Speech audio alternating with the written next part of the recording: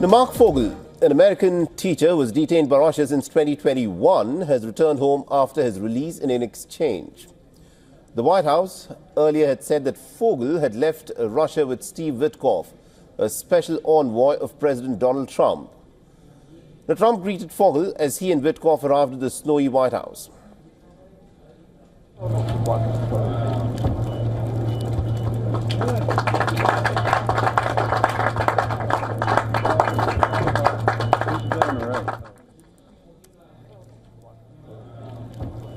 Now, Fogel's arrival was greeted with applause as he stood next to Trump with an American flag draped around his shoulders.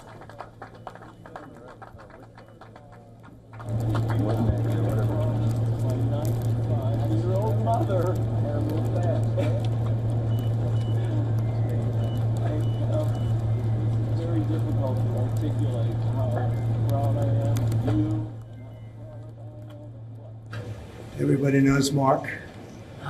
He's become a very famous guy. He's a very happy guy tonight, so it's just a real honor, an honor to have you at the White House. I feel like the luckiest man on earth right now. And I want you to know that I am not a hero in this at all. And President Trump is a hero. These men that came from the diplomatic service are heroes.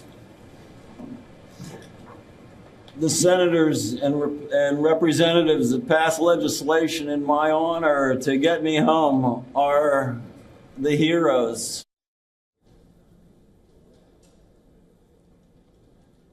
Now, Fogel from Pittsburgh, Pennsylvania, reportedly was a teacher at the Anglo-American school in Moscow. He had previously worked as a diplomat at the U.S. Embassy in the Russian capital. He was detained at a Moscow airport in August 2021 with about 17 grams of marijuana. Now, Fogel had claimed that he uses the drugs for medical reasons. He was sentenced to a 14-year sentence for drug smuggling and began his sentence in 2022. But he was not classed by the U.S. government as wrongfully detained until December 2024. He was let out of the prisoner exchanges in 2022 and 2024. And the American president has said that Fogel's release could, of course, be a big, important part of ending the Ukraine war. Now, he and Fogel have both thanked the Russian president, Vladimir Putin, for his release. Donald Trump said that another person would also be released on Wednesday without identifying who it would be.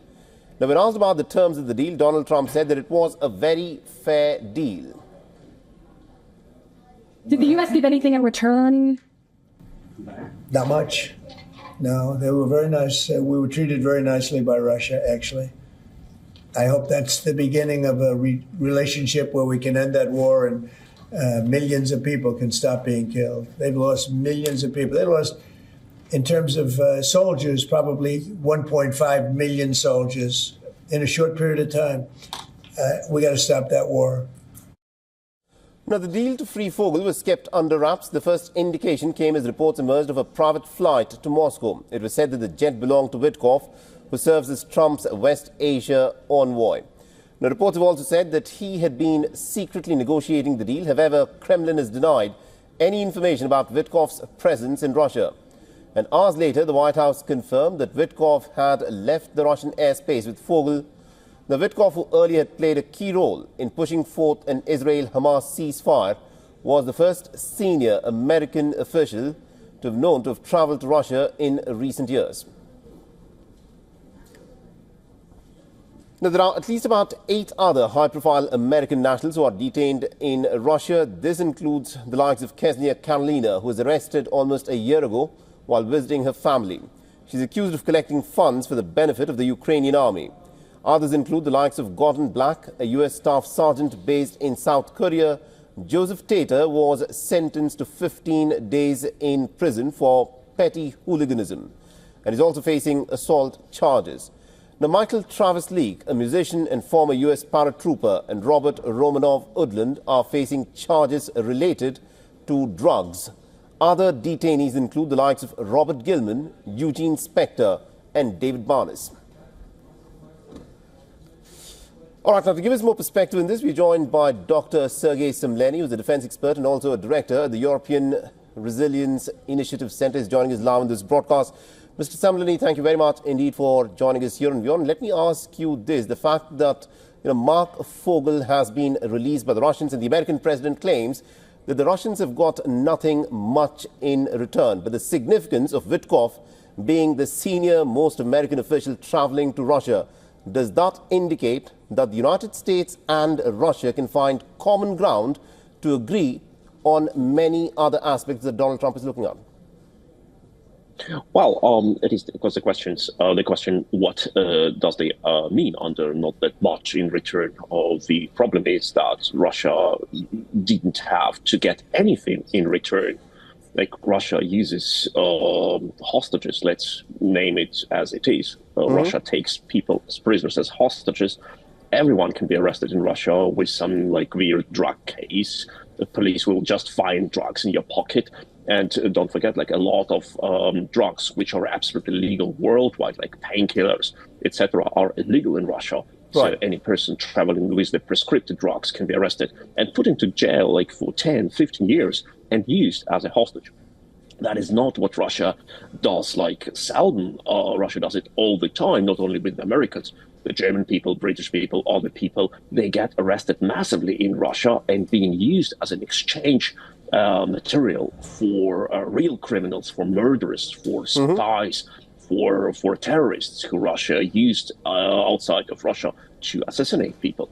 So the real problem is there are still a lot of Western foreigners working in Russia or visiting Russia, and Russia has unlimited access to this exchange resource. Russia can arrest 100 Westerners over a night easily and use them all as an exchange tool.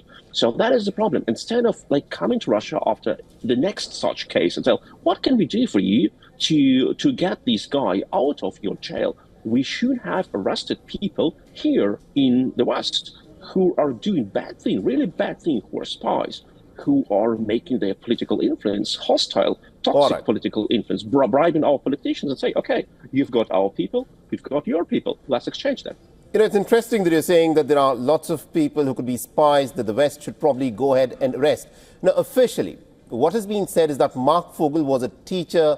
He'd also worked apparently in the American embassy before, so he's not being dubbed a spy. He was arrested for being in possession of about 17 grams of marijuana.